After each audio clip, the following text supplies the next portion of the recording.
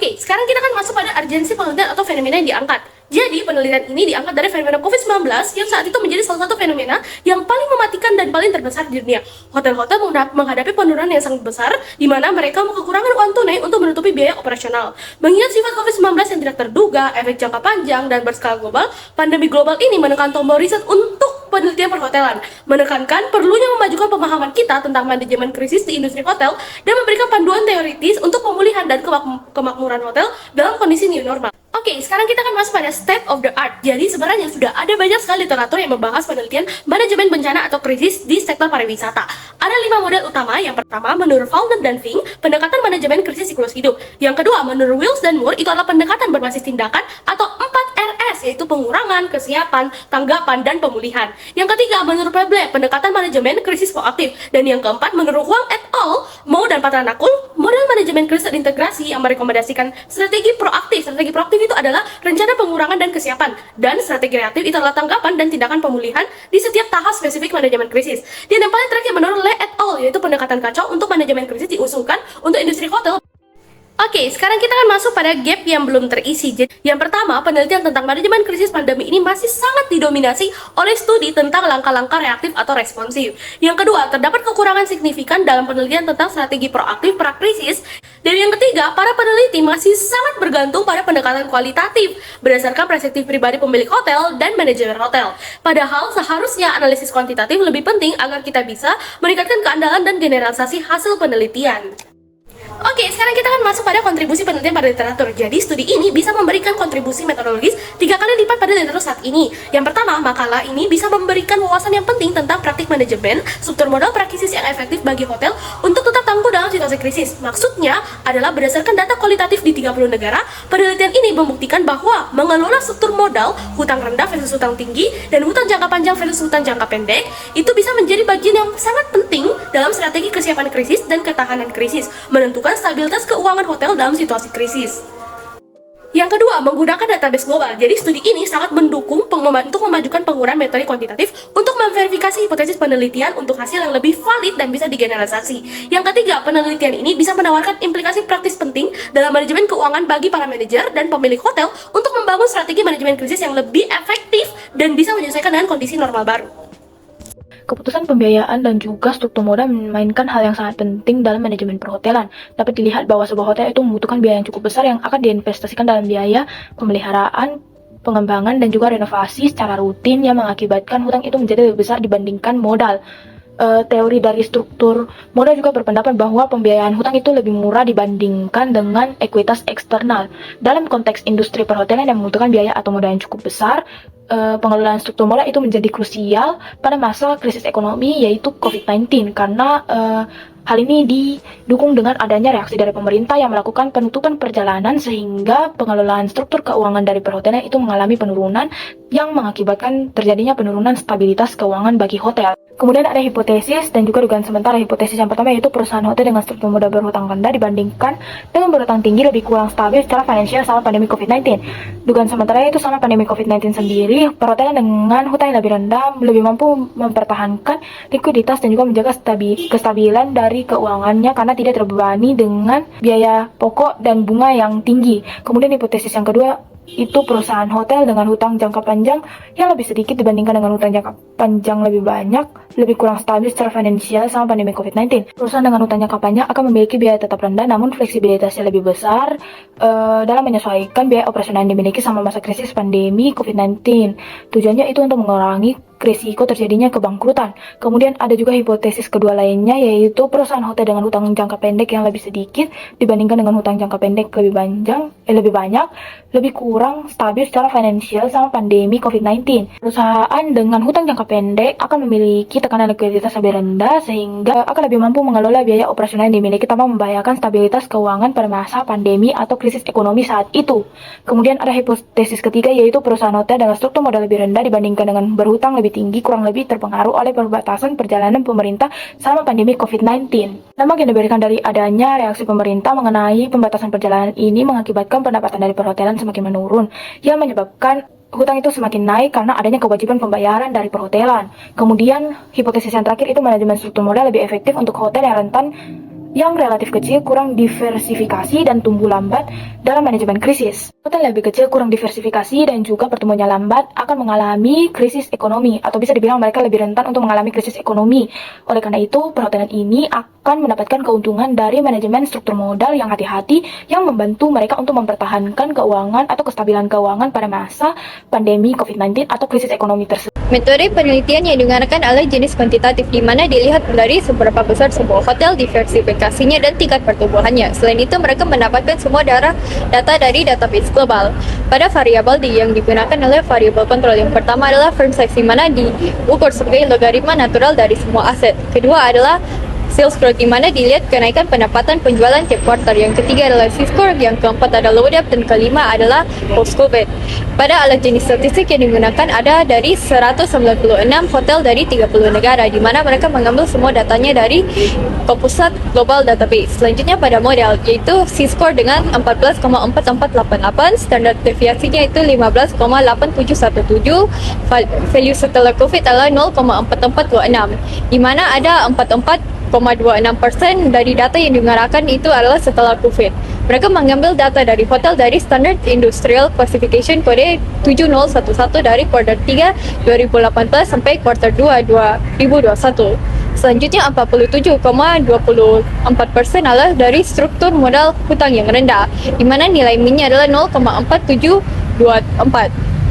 Selanjutnya, firm size-nya mempunyai mean standard deviasi itu 0,1060, sales growth yang mempunyai mean standard deviasi yaitu sampai 0,2283, di mana hasilnya mempunyai tingkat pertumbuhan yang tinggi, dan ini adalah jenis rumus dan C-score yang digunakan. Oke, selanjutnya kita akan masuk pada hasil dan pembahasan. Jadi hasil dulu yang kita bahas. Yang pertama, ada testing hipotesis 1. Jadi dalam hipotesis 1 itu variabel yang dipengaruhi itu adalah S-score, dan yang mempengaruhi itu adalah post-COVID, low debt, dan post-COVID X low debt.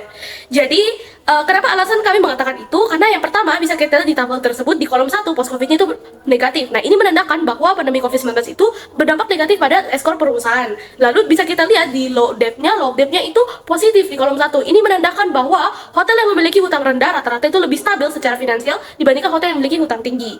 Koefisien post-COVID X low debt itu berada pada tingkat 5%. Ini artinya berada seperempat dari koefisien post-COVID.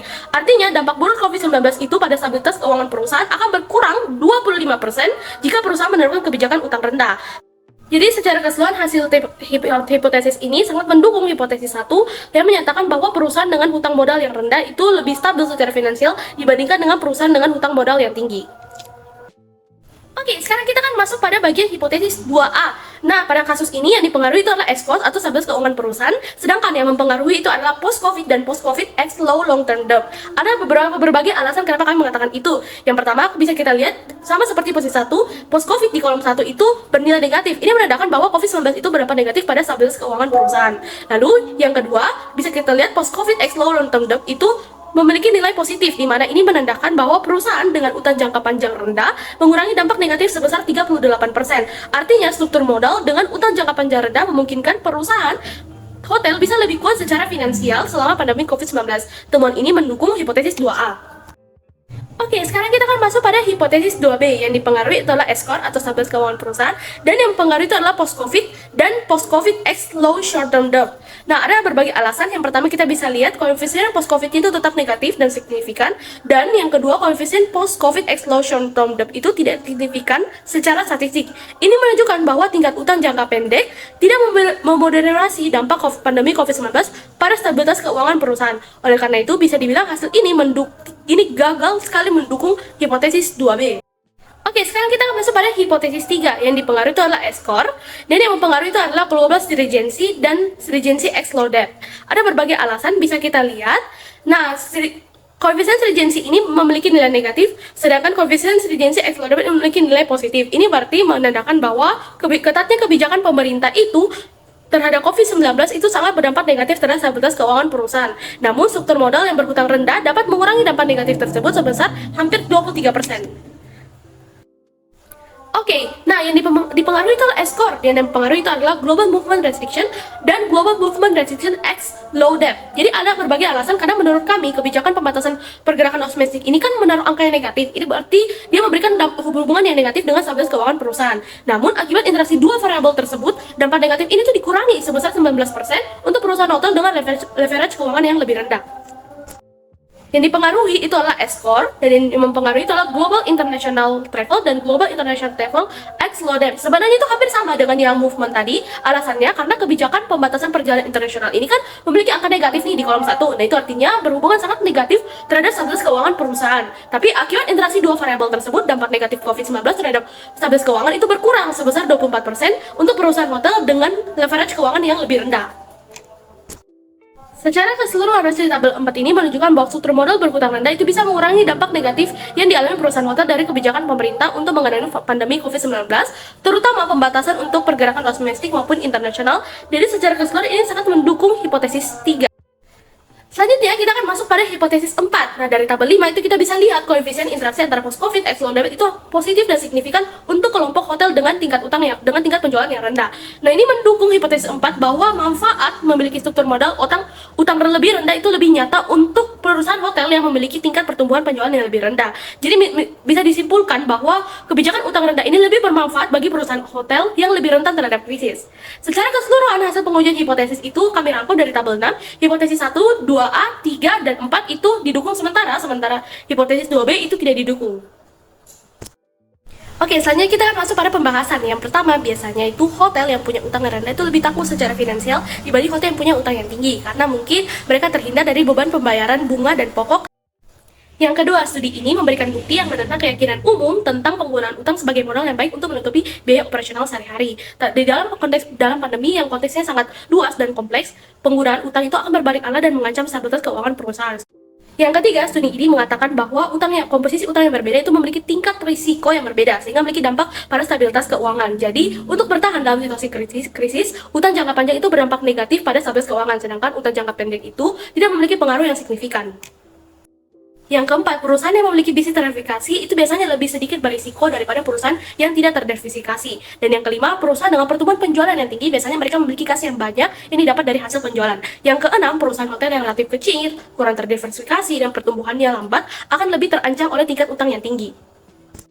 Yang kedua, metodologi contribution. Jadi studi ini bisa memberikan contoh bagus penggunaan data kuantitatif untuk mengidentifikasi best practice dalam manajemen krisis pandemi. Yang ketiga, practical implication, artinya mengenai rekomendasi kebijakan. Studi ini bisa menyarankan bahwa dukungan pemerintah sangat penting untuk meningkatkan stabilitas keuangan dan ketangguhan perusahaan hotel.